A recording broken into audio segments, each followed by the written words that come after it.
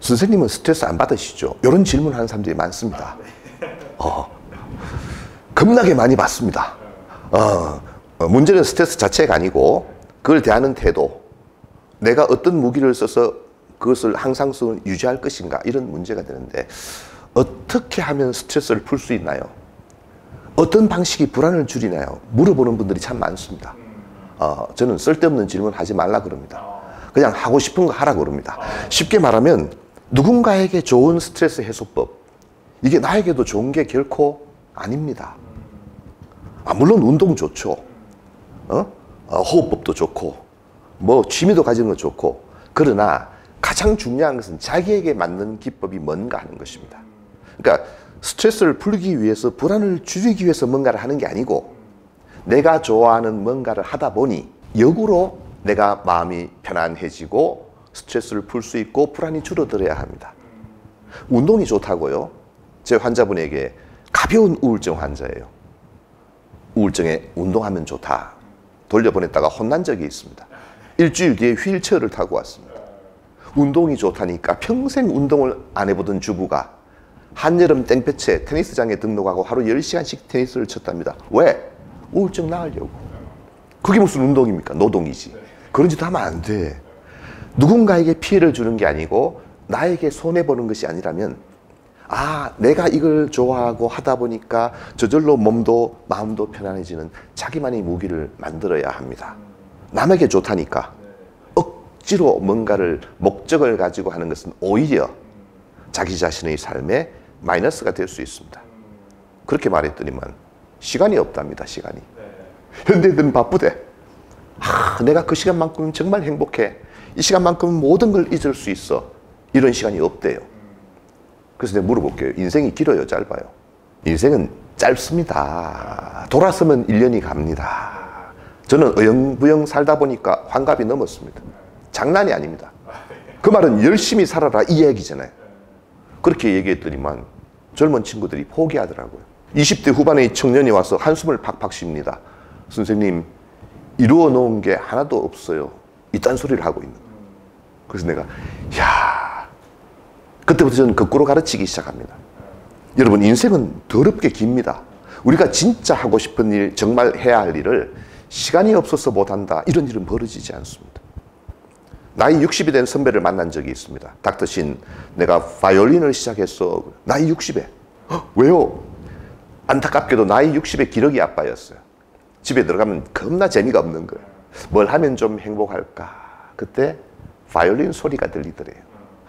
내가 죽기 전에 저걸 한번 배워보고 싶다. 닥터 신, 내가 석 달을 배웠는데 학교 종이가 안 돼. 손가락이 안 돌아가요. 그리고 씩 웃어요. 기다려봐. 내가 70이 되면 멋진 곡 한 곡 들려줄게. 나는 그때 그분의 눈빛과 표정을 아직도 잊지 않습니다. 여러분, 지금 출발해 보십시오. 5년 뒤에, 10년 뒤에 여러분이 무기가 됩니다. 절대로 급하게 서둘 일이 아닙니다. 살다 보면 그런 날이 오죠. 회사에서 문제가 생겼는데 가정에도 문제가 생기고, 친구가 뭐 돈 떼먹고 달아나고, 살다 보면 그런 날이 옵니다. 그날 여러분을 지킬 수 있는 무기가 뭐가 있나요? 그걸 지금부터 만들기 시작해야 합니다. 인생은 길다고 생각하십시오.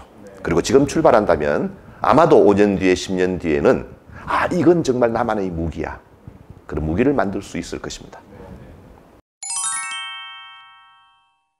그건 좀 구별할 필요가 있을 것 같습니다. 보통 사람들하고 약간 병적인 증상을 가진 분은 구별해야 합니다. 우울증이다 그러면 보통 어떻게 생각하나요? 마음이 약한 것이다, 이렇게 생각하죠. 그래서 뭐라고 위로하죠? 힘내라 그럽니다. 그러면 불안증이면 불안해하지 마라 그런 거예요.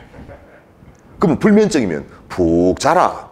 이걸 마음의 문제라고 믿기 때문입니다. 단순하지가 않습니다. 우울증이라는 기분만 우울해지는 게 아니에요. 몸이 우울해지는 것입니다. 몸이 우울하다는 게 어떤 의미인지 경험해 봤습니까? 에너지가 뚝 떨어집니다. 사람이 느려집니다. 심지어는 머리까지 천천히 돌아갑니다. 하루만 하면 될 일을 일주일 줘도 못합니다. 마치 바보가 된 것 같습니다. 주부가 반찬을 못하겠다 그럽니다. 이게 에너지가 있어야 머리가 돌아가는 거거든. 이러니까 하루 종일 침대하고 한 몸이 돼서 누워버립니다. 그러면 생각이 바뀌게 되죠. 아, 내가 여기서 벗어나지 못하겠구나. 앞으로도 계속 그럴 거야. 이게 또 우울한 기분을 만들죠. 우리가 병적인 우울증, 병적인 불안증이라는 것은 내가 마음먹는다고 되는 게 아닙니다. 우울한 사람이 우울하고 싶겠어요? 힘내고 싶지. 불안한 사람이 걱정하지 말란다고 걱정 안 되면 그건 불안증이 아니죠. 나는 마음이 편하고 싶은데 쓸데없는 생각이 자꾸 반복적으로 들어서 불안해지는 것입니다. 이런 경우는 오히려 너무 노력하는 것이 부적절할 수도 있습니다. 내가 저것도 못하는구나. 이건 안 됩니다. 오히려 그럴 때는 자기 에너지 레벨에 잘 맞게끔 행동하는 것이 맞습니다. 그런 사람을 위로한답시고 너무 끌고 다니거나 막 되지도 않는 걸 시키는 이거는 좋지 않습니다. 그래서 그런 분들은 자기의 에너지 레벨에 잘 맞게끔 활동을 하는 것이 좋겠고, 일반적으로는 우리가 너무 긴 계획을 세우는 것은 좋지 않습니다. 제가 5년, 10년을 계획하고 출발하라고 그랬지만 출발을 할 때는 가능하면 오늘 하루가 중요한 것입니다. 제 환자분들 가운데 가끔 거창한 계획들을 말하는 분들이 있습니다. 자기 올해 대학을 가고 싶다 그럽니다. 아, 박수 쳐줘야죠. 야, 훌륭하다. 근데 요즘 뭐하고 지내는데 게임만 하고 침대하고 한 몸이 돼서 잠만 자고 있습니다. 이게 무슨 의미가 있습니까? 꿈을 꾸는 건 좋아요. 그건 나쁜 건 아니에요.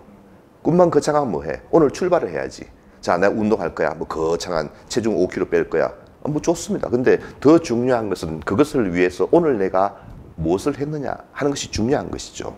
그래서 목표를 좀 짧게 잡아서 아주 달성하기 쉬운, 정말로 내가 쉽게 달성하기 좋은 계획을 한 개 세우십시오. 길어도 일주일입니다. 목표를 정해서 일주일만 가보는 거예요. 그 일주일이 쌓여서 한 달이 되고 1년이 되는 것입니다.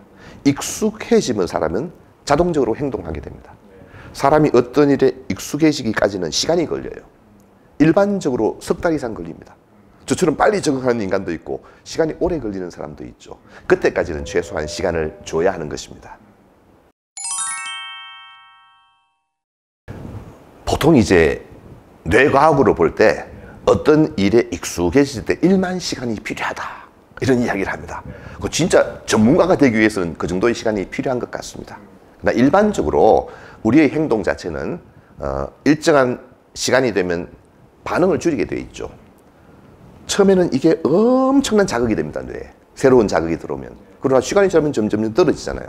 그 떨어지는 것을 만회하고 나의 일과가 되도록, 내 삶의 한 부분이 되도록 만드는데 최소한 한 석 달 정도가 걸린다고 이야기를 합니다.